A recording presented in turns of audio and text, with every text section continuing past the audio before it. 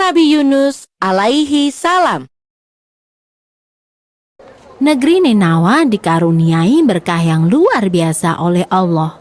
Mereka hidup dalam kecukupan dan kemakmuran. Namun sayangnya, mereka sama buruknya dengan kaum Bani Israel.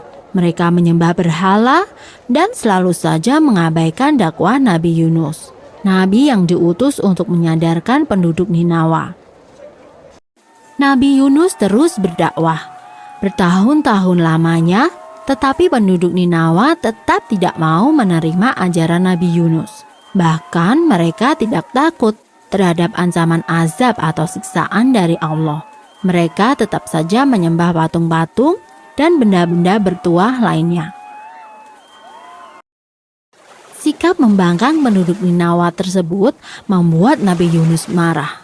Hingga akhirnya Nabi Yunus memutuskan untuk hijrah ke negeri lain.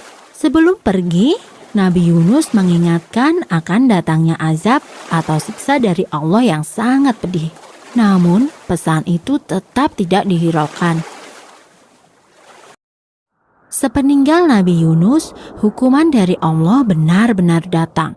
Gelombang panas datang menerjang, sawah dan ladang mengering, sungai tak lagi terisi air, hujan tidak turun, dan di tengah-tengah bencana itu, barulah penduduk Ninawa sadar bahwa perkataan Nabi Yunus itu benar, bahwa Allah adalah Tuhan semesta alam dan tiada Tuhan selain Allah.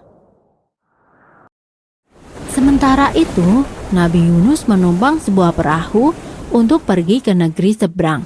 Di tengah jalan, badai mengamuk membuat perahu terombang-ambing. Lama-kelamaan, air pun masuk ke dalam perahu. Untuk mengurangi beban perahu, nahkoda memerintahkan semua penumpang untuk membuang semua barang. Namun kapal masih saja terguncang. Nahkoda pun memutuskan untuk membuang salah satu penumpang ke laut. Pengundian pun dilakukan. Ternyata undian tersebut jatuh kepada Nabi Yunus.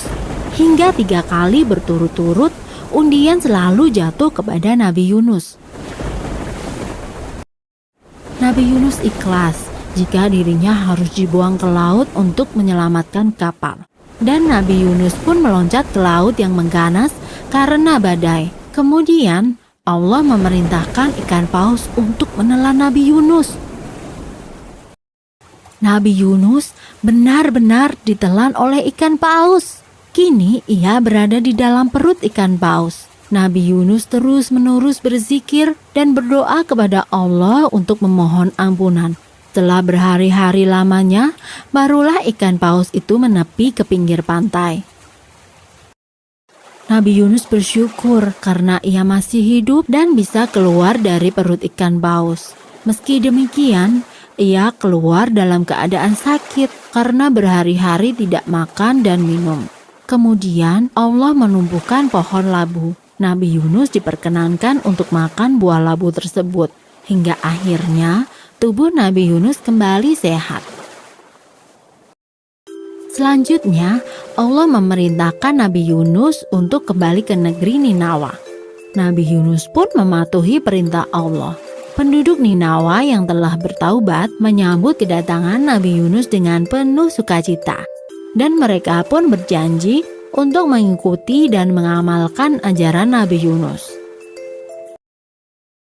Selesai. Sumber dalam Al-Quran, Surat Asy-Syu'ara ayat 139-148. Dan salah satu penggalan surat berbunyi, "Dan sungguh, Yunus benar-benar termasuk salah seorang Rasul." Surat Asy-Syu'ara ayat 139.